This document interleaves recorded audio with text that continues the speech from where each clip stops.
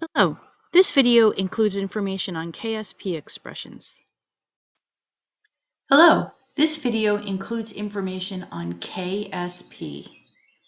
So when we look at solubility, the solubility of a substance can be essentially zero if we say that a substance is insoluble or only slightly soluble, to infinite.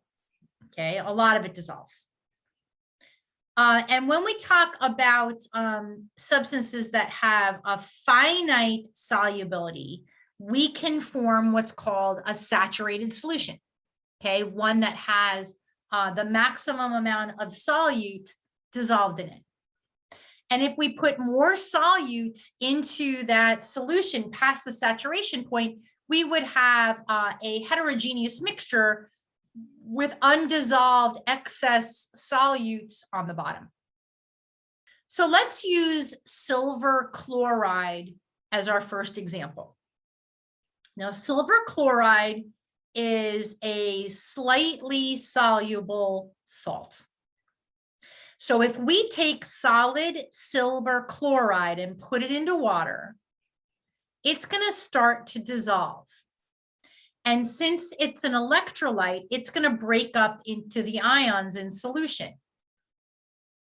But as those ions are formed, eventually the reverse reaction is going to start until we get to an equilibrium where the rate of dissolving in the forward direction equals the rate of precipitating in the reverse direction.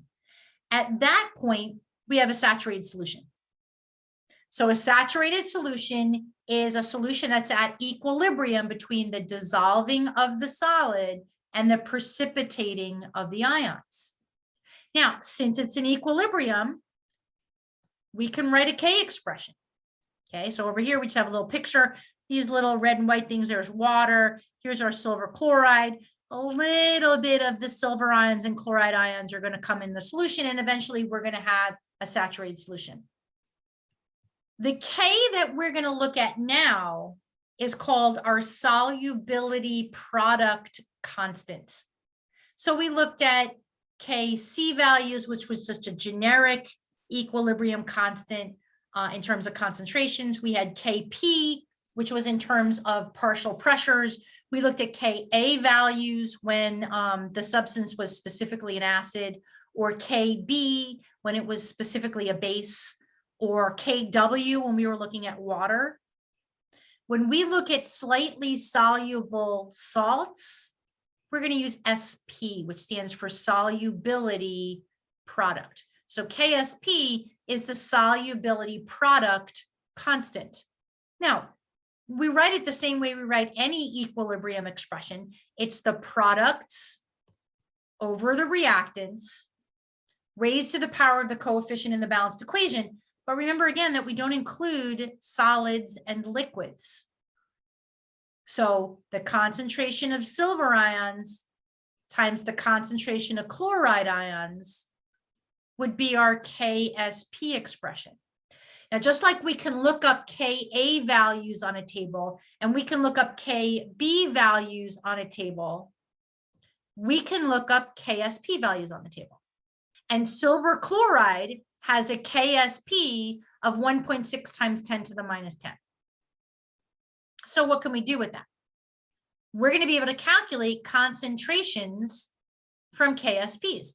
And because this value is really small, it tells us that Ksp is very insoluble. There isn't much of it that's going to dissolve at all before we establish equilibrium. All right, so how do we write Ksp expressions? Let's say that we have this generic solid here, AB. Okay, and then we've got the subscripts, which give us our formula. When it dissolves, it's going to dissolve into A ions and B ions. And the ratio is going to be B to A. So when we go to write our Ksp expression, it's going to be the concentration of A ions raised to the A power times the concentration of B ions raised to the B power. And looking at this, this A and B are backwards. This should say A to the A, B to the B. So this A and B are switched, actually. Sorry about that. That's a typo. So we're looking at our solubility product constants. Notice that we don't include this solid in our KSP expression. All right, so let's get some practice. Okay, let's write the equilibrium reaction and the KSP expression for these three examples, and we'll do the first one together. So for the first one, we have copper bromide. Now, copper has a -1 charge. We get that off the periodic table. So bromide has a -1 charge. So the copper has a +1 charge. So when we go to write our equilibrium reaction, the copper bromide is going to break up into copper ions and bromide ions. So from there, if we want to write our KSP, it's the concentration of copper ions times the concentration of bromide ions. So see if you can write the equilibrium reaction for mercury 2 iodide and then write the KSP expression. So the mercury 2 iodide is going to make up into mercury ions and iodide ions.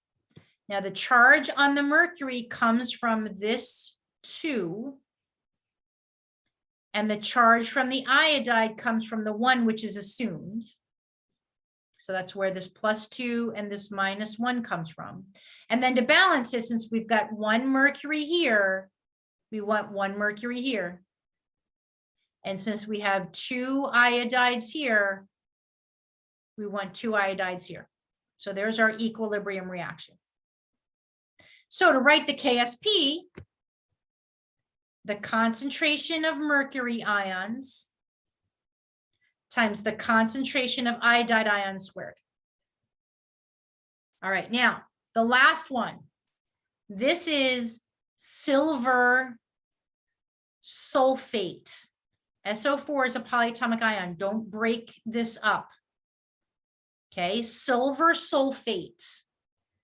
Write the equilibrium reaction and then write the KSP expression. All right, so we're going to produce silver ions and we're going to produce sulfate ions. There's a 1 assumed to be out here, so the charge on the silver is a +1 and the charge on the sulfate is a -2. So that's where this +1 and -2 comes from. We have 2 silvers on the reactant side. So we need 2 silvers on the product side. And we have 1 sulfate on the reactant side. So we need 1 sulfate on the product side. So the KSP would be silver ions squared times sulfate ions to the first, and we wouldn't write that, we just assume it. So the very first step, just like when we were looking at our acid equilibrium or a base equilibrium, we need to write out the equilibrium reaction, and then from the equilibrium reaction, we can write the KSP. And then the questions kind of work in one of 2 ways. Either we're given the concentrations and we want to calculate KSP, or we're given the KSP and we want to calculate the concentrations. So the molar solubility is defined as the moles of solute per volume of solution, or the molarity. And the solubility is the equilibrium position, how much of it actually dissolves. If we know the solubility, we can calculate the Ksp. And if we know the Ksp, we can calculate the solubilities. Now, it works really well for compounds where the cation has a +1 charge and the anion has a -1 charge. It's more of an estimate when they're not +1 and -1, but we would only calculate estimates anyway. All right, so here's a question. A student measures the molar solubility, how much dissolves, of barium phosphate. We're given the formula. Okay, barium is a +2, phosphate is a -3. We're told that the concentration, the molar solubility, is 6.46 times 10 to the -7. That's a really small number. It's not very soluble. We want to calculate the Ksp, the solubility product constant. So let's do it step by step. First thing, write out the dissociation of the salt. Write out your equilibrium. Keep in mind what the charge on the barium will be, what the charge on the phosphate will be, and how many barium ions and how many phosphate ions will you have in that equilibrium. So barium phosphate is going to break up into barium ions and phosphate ions. Now, the charge on barium is a +2. That's where this 2 came from, if we remember how to write formulas. The charge on phosphate is a -3. Again, that's where that 3 comes from. Now we've got 3 bariums, so we need 3 bariums on the product side. We have 2 phosphates, so we need 2 phosphates on the product side. And we've got our arrow going in 2 directions. Now, we can write a Ksp expression from this. So write what your Ksp expression would be. Okay, remember, we're not going to be including solids, so the barium phosphate will not be in your Ksp expression, just the barium ions and the phosphate ions. The barium ion will be 3x, and the phosphate will be 2x, and x is how much dissolves. Sorry, I should have done that part first. Actually, I should have done it second. Here's our Ksp expression. Okay, so Ksp equals the barium ion concentration raised to the 3 times the phosphate ion concentration raised to the 2. Now, for the barium ion concentration, that value is going to be 3x because of this 3. And the phosphate ion concentration is going to be 2x because of this 2. So we're going to substitute those in. So we get 3x cubed times 2x squared. Now, let's talk math-wise a little bit. If we've got the quantity 3x and we're going to cube it, that means we're going to cube the 3 and we're going to cube the x. So 3 times 3 is 9. 9 times 3 is 27. So 3x cubed equals 27x cubed. Now, 2x squared, we're going to square the 2 and we're going to square the x. So we get 4x squared. So 27x cubed times 4x squared gives us 108 x to the 5th. Now, the question gave us x. It gave us the molar solubility of barium phosphate, and it's a 1:3 ratio to get to barium ion and a 1:2 ratio to get to phosphate.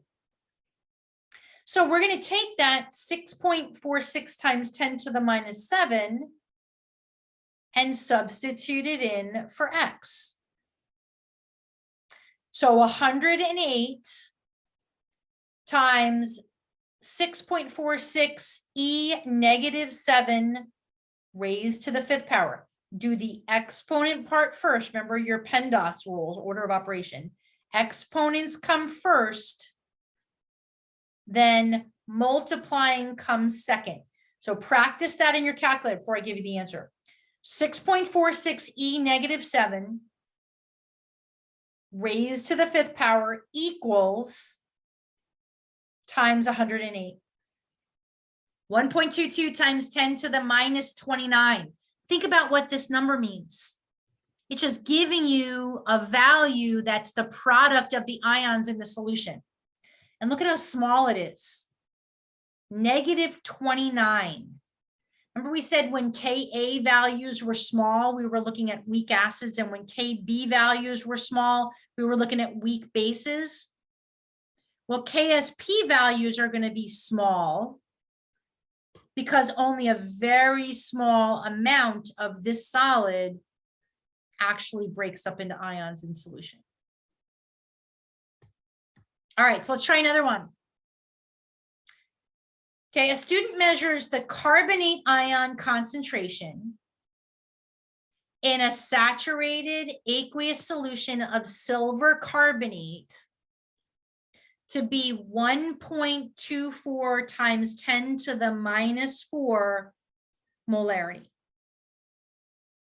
Calculate the solubility product constant, Ksp, for silver carbonate. Well, the first thing we have to do is write the formula for silver carbonate. And I'll give you a hint that silver is Ag with a +1 charge. Hopefully we remember that, but maybe we don't. So silver is an Ag with a +1. Here's carbonate. CO3 with a -2.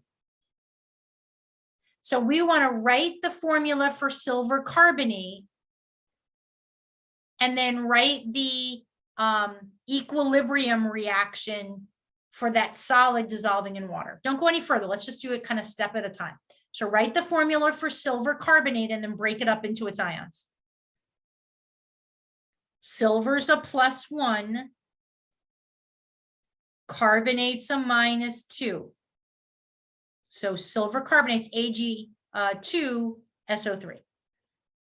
It's going to break up into silver ions that have a +1 charge and carbonate ions that have a -2 charge. We have 2 silvers on the reactant side. We need 2 silvers on the product side. We have 1 carbonate on the reactant side. We need 1 carbonate on the product side. All right, so there's our equilibrium reaction. From that, write your Ksp expression.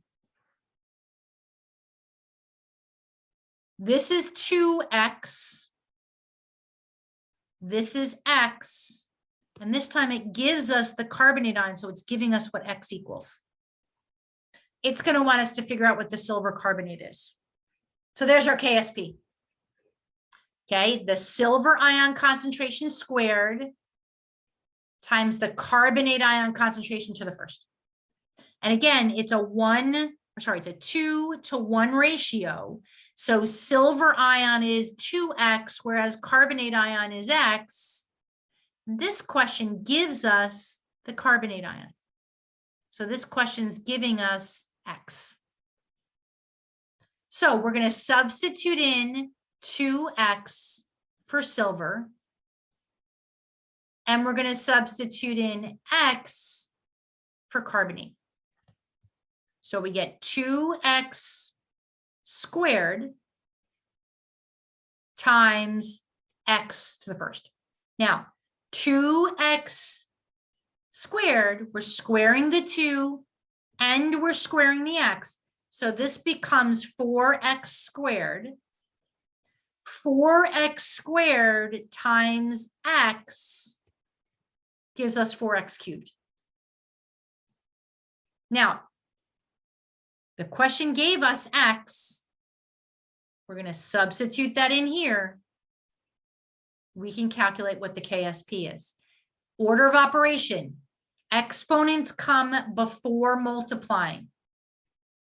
So 1.24 e negative 4 raised to the third power equals times 4. Plug it in the calculator and make sure you know the order of operation for these kinds of calculations. Square comes before multiply.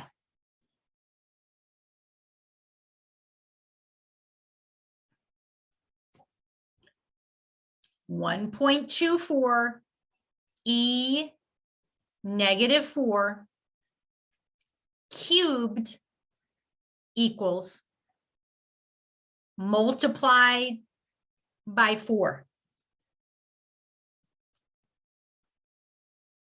Okay, if we put it in right, 7.63 times 10 to the minus 12. Again, 10 to the minus 12 is a really small number. That tells us that only a very small amount of that silver carbonate actually breaks up into ions in solution. So let's look at this one. It gives us the KSP is 5.0 times 10 to the minus 5. We want to calculate the molar solubility of silver bromide. All right, so let's write the equilibrium equation first, equilibrium reaction. Okay, so here's our silver bromide. It's breaking up into silver ions and bromide ions, and it's a 1-to-1 ratio. So X and X, 1-to-1. Also means this is X amount dissolved. So now we want to write a KSP expression. So write your KSP expression.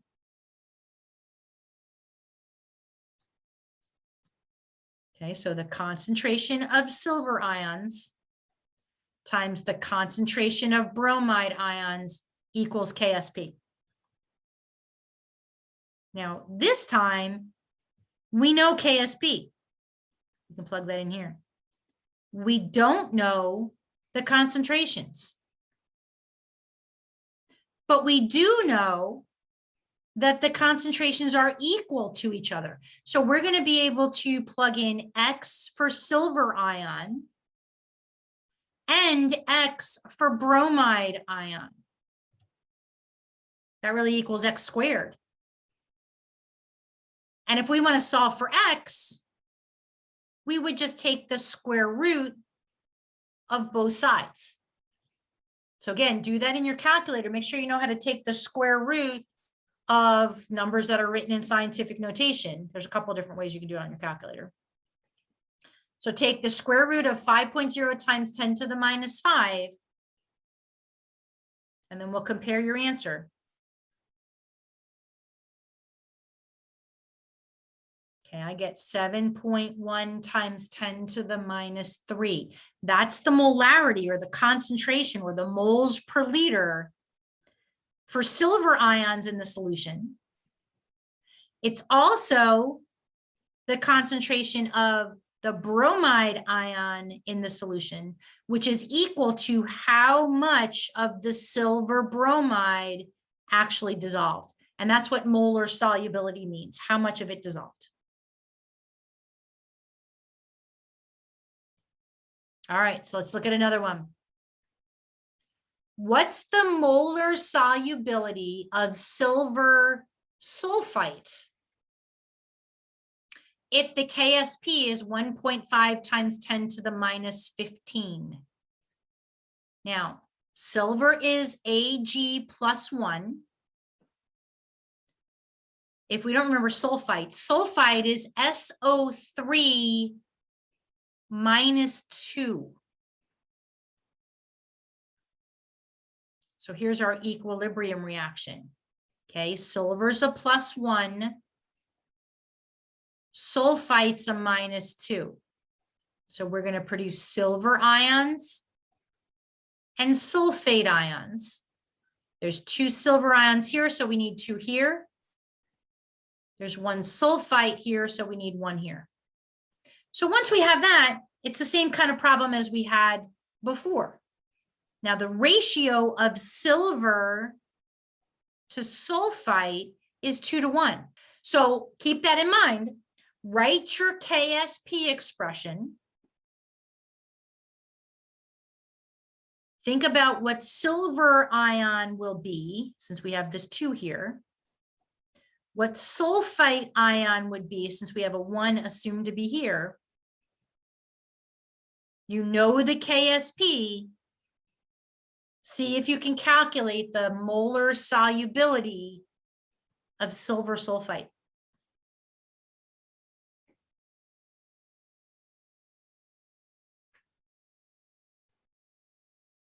So we've got silver squared times sulfite to the first. 2x for silver, x for sulfite. Okay, do your math, solve for x. X is your molar solubility of silver sulfite.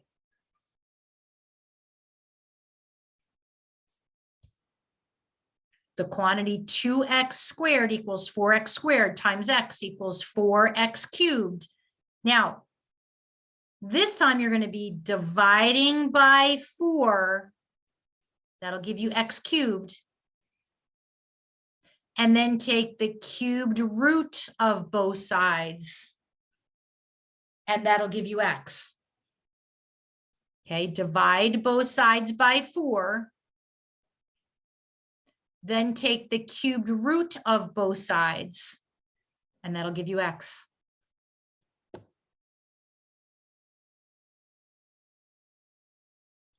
And the cubed root is the same thing as raising it to the 1/3 power. Okay, so 1.5 e negative 15 divided by 4 equals, and then use that little caret on your calculator, raise it to the 1/3 power. Try that in the calculator. Make sure you're getting 7.2 times 10 to the minus 6, and then we'll talk about what that number means.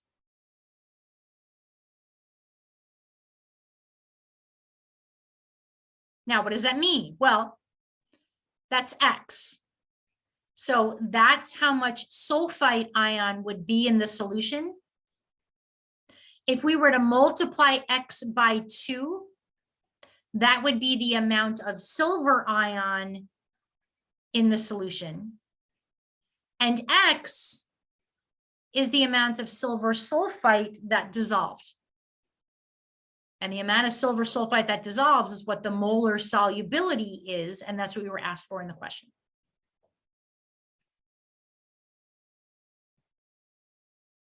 All right. So it says calculate the mass. Calculate the mass of silver iodide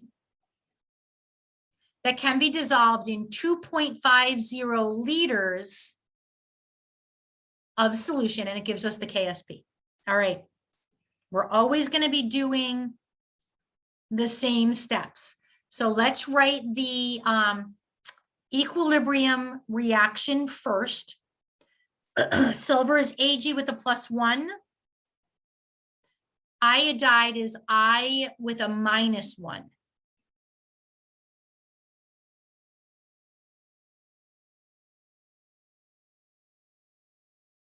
So that means silver iodide is AgI. Break it up into its ions.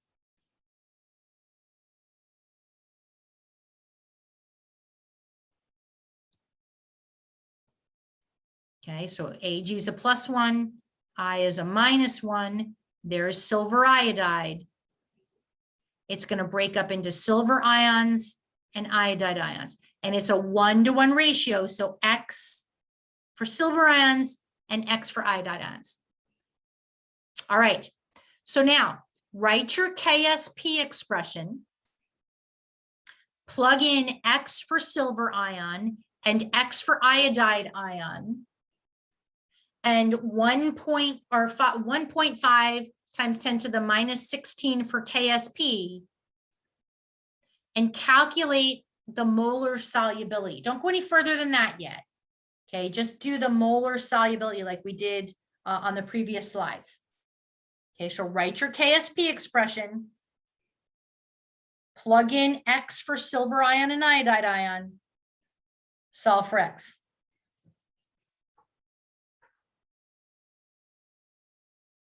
Okay, so Ksp equals the concentration of silver ions times the concentration of iodide ions, which equals 1.5 times 10 to the minus 16, which equals X squared. Solve for X, you need to take the square root of both sides. So 1.22 times 10 to the minus 8 is the concentration of silver ions in the saturated solution. It's the concentration of iodide ions in the saturated solution. And it's also the amount of silver iodide that dissolved. All right. So now we're going to kind of go back to our solutions chapter. We know the molarity and we know the volume of the solution. We can calculate the moles. And if we know the moles and we know the formula, we can calculate the mass. So we take the molarity and multiply it by the volume. This gives us moles of silver iodide. Multiply it by the formula weight for silver iodide. This came off the periodic table. And now we know how much silver iodide actually dissolved in that 2.50 liter solution. Look at how small that is. 7.16 times 10 to the minus 6 grams. Because silver iodide is only very marginally soluble, has a very small Ksp value. And actually, at least I think, once we've done, acid-base equilibrium and the things we've been working on, I think Ksp might be just a little bit easier, at least the beginning parts. Hopefully you feel that way. It's also that we've been doing equilibrium for a while, so that should hopefully make it a little bit easier as well. So this question says a little bit different than what we saw before, but they're all the same idea.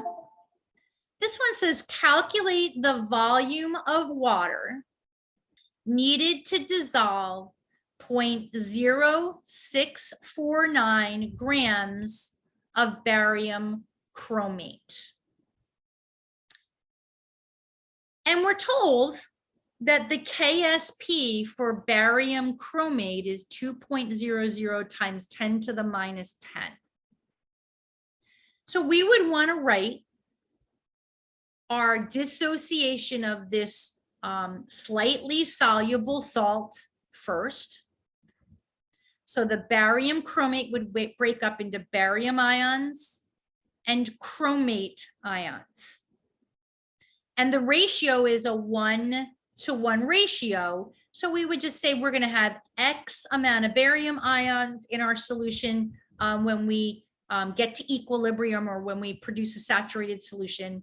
And we'll have X amount of chromate in that solution. Then we would want to write our Ksp expression.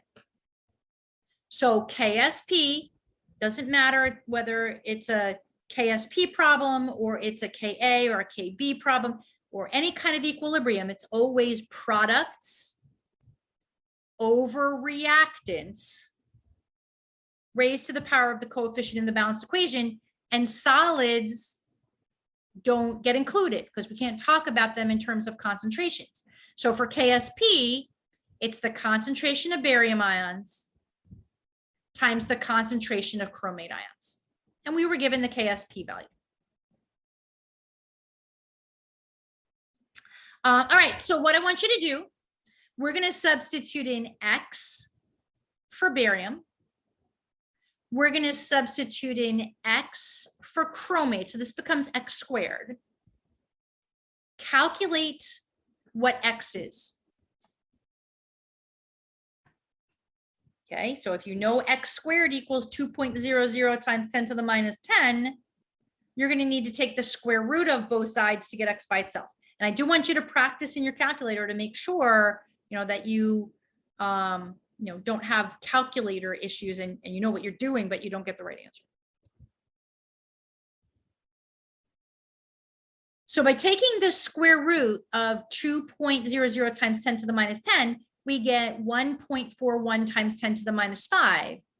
And since it's the concentration of the barium ions and the chromate ions, it's really the molarity. So it's moles per liter. Okay, and it's also how much barium chromate dissolved in the solution. All right, now we know the molarity.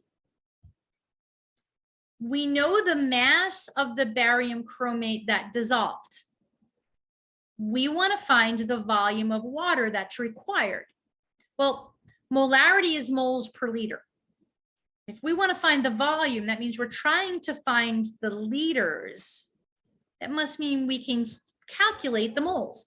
Well, if we have the grams of barium chromate, we can figure out how many moles we have.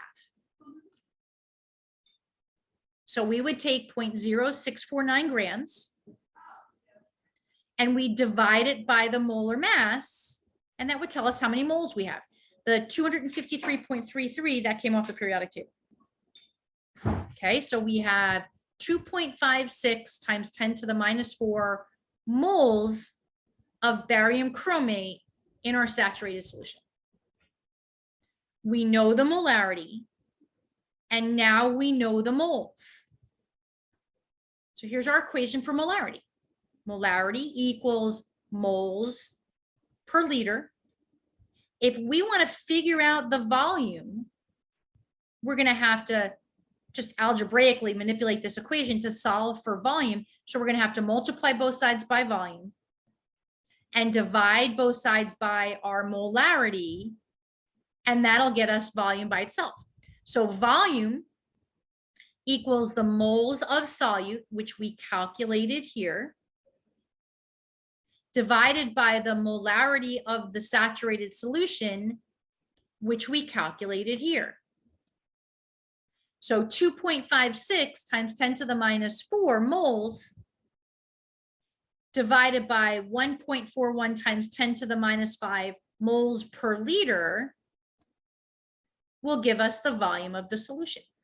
So we would need 18.2 liters of water to dissolve 0.0649 grams of barium chromate to saturate the solution.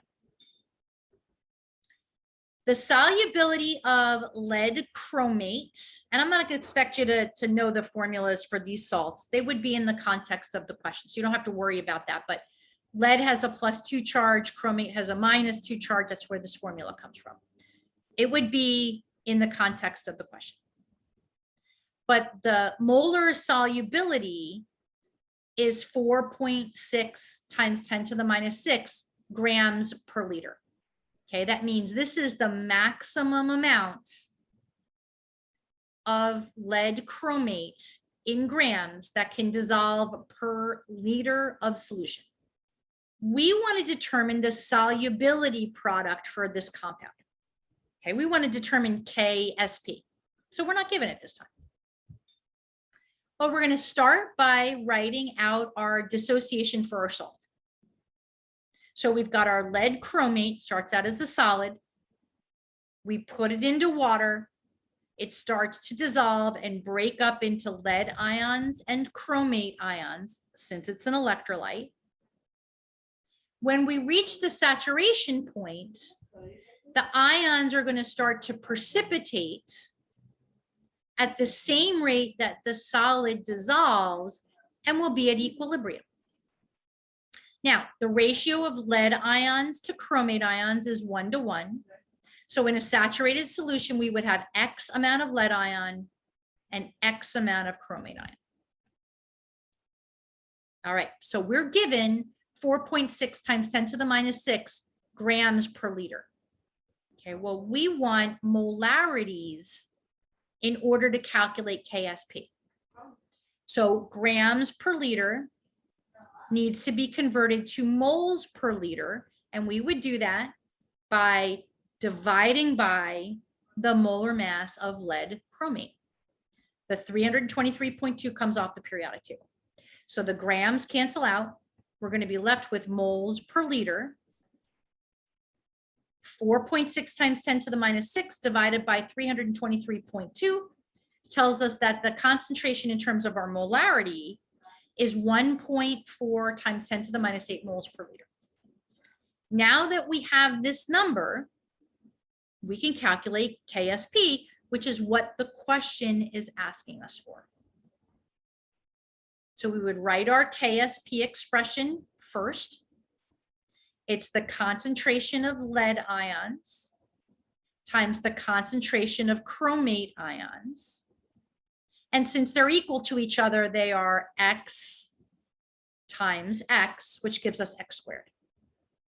And X, we calculated to be 1.4 times 10 to the minus 8. So if we take 1.4 times 10 to the minus 8 and square it, the KSP for lead chromate is 2.0 times 10 to the minus 16. So really what we have to do is realize, what is the dissociation of the salts? What's the KSP expression? And then the questions kind of work one of two ways. Either we're given the KSP and we're trying to calculate concentrations, or we're given concentrations and we're trying to calculate KSP. Now, we may be directly given the concentrations, we may be given the information to calculate the concentrations, but we get to the concentration, we plug it in and we solve for KSP, or we're given KSP and we solve for concentrations.